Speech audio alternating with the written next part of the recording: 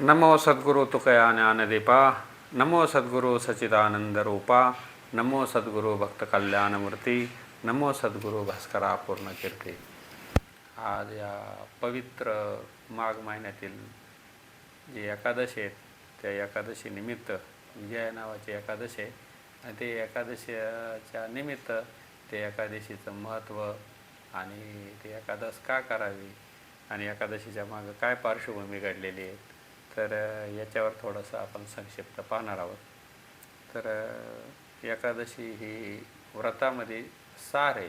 सर्व सर्व व्रतांचं जर सार असेल किंवा श्रेष्ठ असेल किंवा ते देवाने जी शिरावर घेतली, डोक्यावर घेतलेली अशी जी एकादश, जिला हरिदिन असं म्हणतात, आणि एकादश करण्याच्या मागं जे कारण आहेत तर ते आपलं चित्त, आपलं हृदय, आपलं मन हे शुद्ध व्हावं, पवित्र व्हावं आणि त्या अशा शुद्ध आणि पवित्र मनामध्ये आपल्याला भगवंताचं स्मरण सतत राहावं, यासाठी हा व्रत करण्याचा मागं जी पार्श्वभूमी आहे ती अशीच आहे.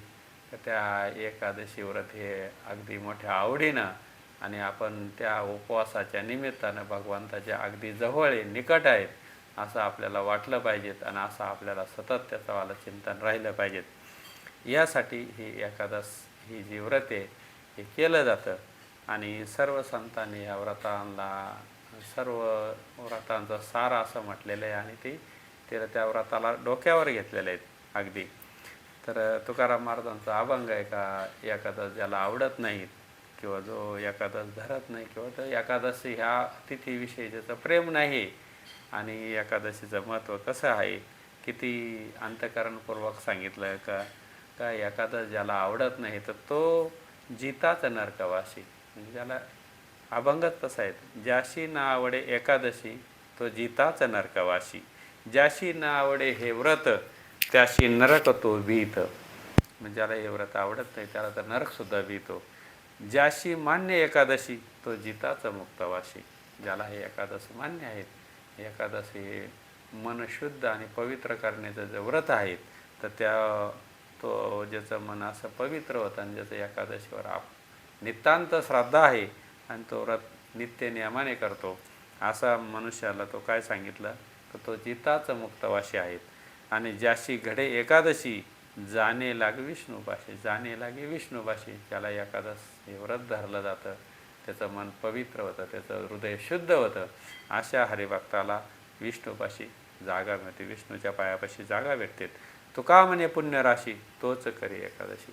ज्याची खरोखर अनंत जन्माची पुण्य आहे, ज्याच्या पाठीशी आहे, अशाच हरिभक्ताला एकादश करण्याचं सुचतं किंवा असेच हरिभक्त हा एकादशीवर नितांत प्रेम करतो आणि ती 15 दिवसांनी जी एकादशी त्या एकादशीचं व्रत करतो, त्या दिवशी हरिनाम चिंतन करतो, हरीचं गुणगान गातो, नामस्मरण करतो, कीर्तन ऐकतो, कीर्तन करतो.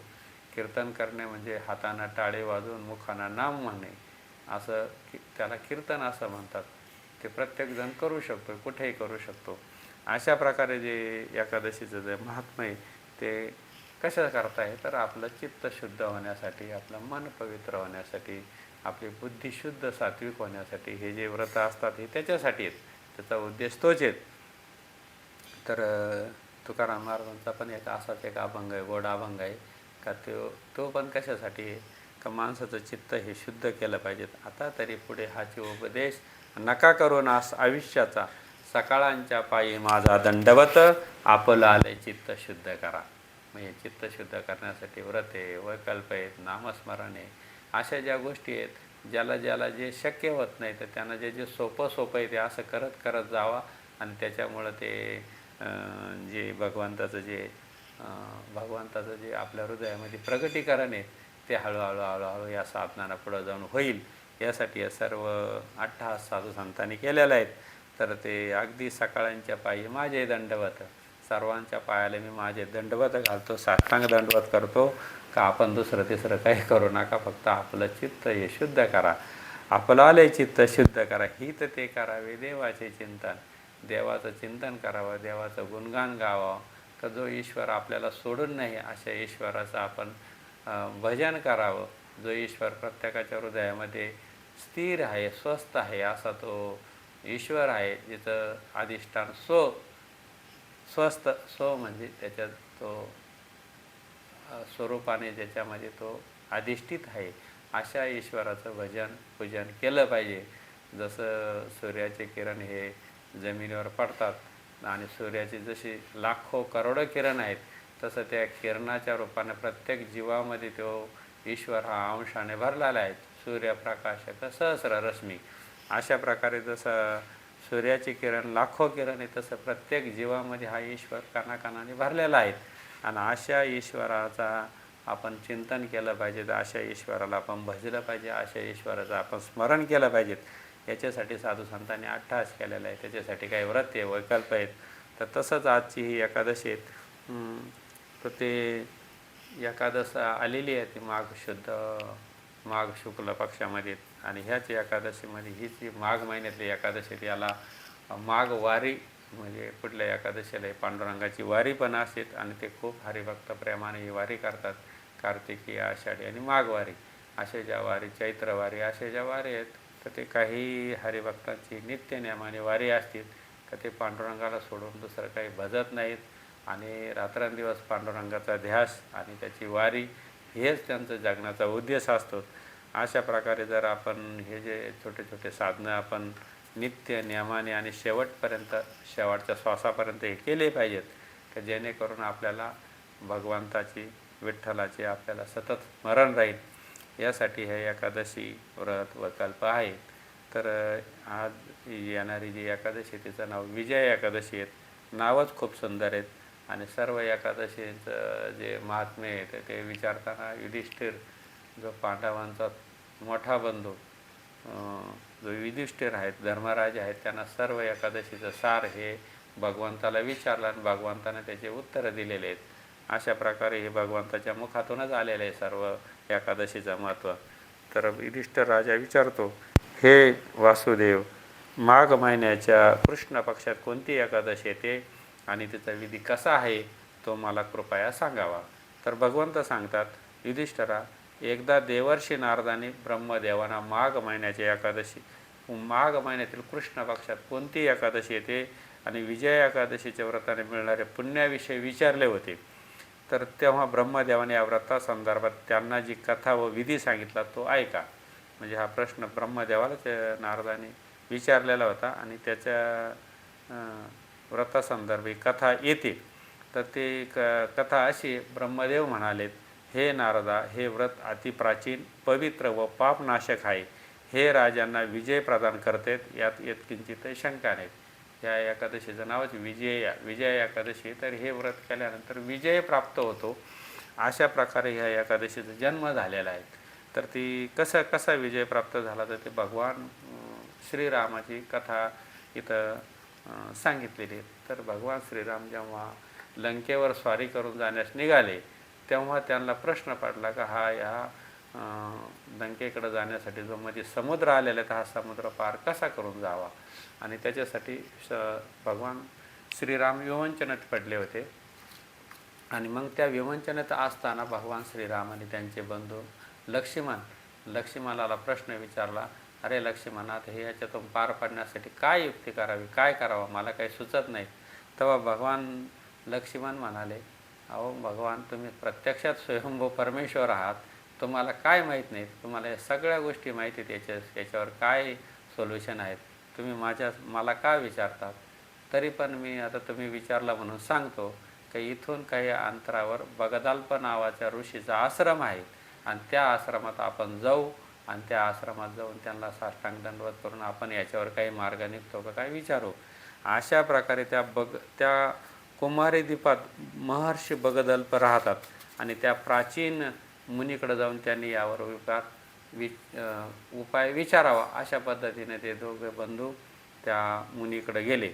श्रीरामाने बगदाल्प मुनीच्या आश्रमात जाऊन त्यांना नमस्कार केला. महर्षीनं प्रसन्न होऊन श्रीरामांना येण्याचे कारण विचारले. तेव्हा श्रीराम म्हणाले, ब्राह्मण, मी लंकेवर आक्रमण करण्याच्या उद्देशाने आपल्या सैन्यासहितवर आलाय. मुनीश्वर, समुद्र पार करता येईल असा एखादा उपाय सांगण्याची कृपा करावी. भगवान श्रीरामाने प्रत्यक्षात परमेश्वर असतानाही ऋषींना साष्टांग दंडवत करून हा प्रश्न विचारला. म्हणजे भगवंतालाही ऋषींना नमस्कार करून काही त्यांच्या अडचणीवर मार्ग काढण्याचा विचारावं लागतं. तसंच आहे, मनुष्य या जन्मात आल्यानंतर आपणही कोण आहोत, आपण कशासाठी आलो आहेत आणि आपला येण्याचा उद्देश काय आहे, ह्याचेही प्रश्न आपण एखाद्या सत्पुरुषात जाऊन नम्र होऊन जर विचारलं तर तो आपल्याला याचा मार्ग निश्चित सांगतो. कारण त्यानं ते तत्त्व किंवा त्यानं हे आयुष्याचं मर्म जाणलेलं असतं. त्याने ईश्वराची ओळख करून घेतलेली असते. अशा सत्पुरुषाला जाऊन आपणही साष्टांग दंडवत करून नमस्कार केला तर तो आपल्यालाही याच्यातून पार पाडण्याचा मार्ग सांगतो. ह्या कथेवरून असंच निदर्शनास येतं. काही विजय एकादश करण्याचा जो उद्देश आहे का तो करण्यामागं करण्याची जी योजना आहे ती भगवान श्रीरामाने याच्यातून त्यांच्या आदर्शातून त्यांच्या आचरणातून दाखवून दिली. का मलाही बिकट प्रसंग आला असताना मला एका ऋषीश्वराची प्रार्थना करावी लागली. मग तेव्हा आणि त्याच्यातून मला हा मार्ग मिळाला. तर महर्षी भगदल्प म्हणाले, हे श्रीरामा, माघ महिन्याच्या कृष्ण पक्षात जी विजय नामक एकादशी ती तिचे व्रत केल्याने आपला विजय होईल. निश्चितच आपण आपल्या वानर सेनेसह समुद्र पार करून जाल. राजन, आता या व्रताचा फळदायक विधी ऐक. दशमीला सोने, चांदी, तांबे किंवा मातीचा एक कलश स्थापन करावा. त्या कलश पाण्याने भरून त्यात विड्याची पानं ठेवावीत. त्यावर भगवान नारायणाच्या सुवर्ण मूर्तीची स्थापना करावी. एकादशीला पहाटे उठून स्नानादी निवृत्त होऊन कलशाची पुन्हा स्थापना करावी. पुष्पहार, चंदन, सुपारी, श्रीफळाद्वारे विशेष रूपाने त्याची पूजा करावी. कलशावर सप्तधान्य व जव ठेवावे. गंध, धूप, दीप व विविध प्रकारचे नैवेद्याने पूजा करावी. कलशासमोर बसून उत्तम कथाव्रत करून संपूर्ण दिवस प्रसन्नतेने व्यतीत करावा आणि रात्री तेथे जागरण करावे. अखंड व्रताच्या सिद्धीसाठी तुपाचा दिवा लावावा. आपल्याला जेवढं शक्य आहे तेवढं आपण करावं किंवा आपण मानस पूजा करावी. आपण ही पूजा करत आहोत अशी संकल्पना मनामध्ये, हृदयामध्ये ठेवायची आणि ती पूजा आपण करत आहोत अशी मानस पूजा केली तर तीही भगवंताला प्रत्यक्षात पूजा केल्या एवढीच अर्पण होती. त्याचे फळ तेवढंच भेटतं. त्या कलशाचे स्थापन करावे. त्याचे विधिवत पूजा करून भगवंताच्या प्रतिमेसह तो कलश देवयत ब्राह्मणास दान करावा. श्रीरामा, आपण आपल्या सेनापतीसह या विजय एकादशीचे विधिवत व्रत करावे. यामुळे आपला विजय होईल. म्हणजे आपण जे सर्व सैन्य दले सेनापती यांना घेऊन आपण या विजय एकादशीचं व्रत करा आणि ह्याच विजय एकादशीनं आपल्याला युद्धामध्ये विजय मिळेल असं नारदाला ब्रह्मदेवानं विजय एकादशीचं महत्त्व सांगितलं. आणि तेच महत्त्व भगवान श्रीकृष्णाने युधिष्ठिराला सांगितलं. नारद हे ऐकून प्रभू श्रीरामाने मुनीच्या सांगण्यानुसार त्यावेळी विजय एकादशीचं विधिवत व्रत केलं. ते व्रत केल्याने श्रीरामचंद्र विजयी झाले. एकादशीचे विधिवत व्रत केले. त्यांना युद्धात रावणाचा वध केला, लंकेवर विजय मिळवला आणि सीते मातेला प्राप्त केले. जे लोक या विधीनुसार व्रत करतात त्यांना हे लोके विजय मिळतो आणि त्याचा परलोके अक्षय टिकून राहतो. भगवान श्रीकृष्ण म्हणतात, युधिष्ठिरा, म्हणून विजय एकादशीचे व्रत केले पाहिजे. या महात्म्याचे पठण व श्रवणाने वाजपेयी यज्ञाचे फळ मिळते. तसंच आपण हे व्रत ऐकलं, वाचन केलं, या दिवशी उपास धरला, त्याच्यानंतर आपण हरिकीर्तन, हरिनामस्मरण जर केलं तर ह्या एकादशीला अनन्यसाधारण असं महत्त्व असतं. आणि ह्या दिवशीचे केलेले तप, पुण्य, जप हे द्विगुणित होतं. दुप्पट तिप्पट कितीतरी पटीनं वाढत जातं. कारण ह्या दिवशी याला हरिदिन असं म्हटलं जातं. कारण एकादशी येते ही तिथीनुसार येते. मग तिथीनुसार येणाऱ्या दिवसाला खूप अनन्यसाधारण महत्त्व असतं. म्हणून व्रतामध्ये व्रत हे सार असं एकादश सांगितलेले आहेत. आणि हे एकादशीचं कथा आपण आजच्या या शुभ मुहूर्तावर या हरिदिनी आपण सांगितली.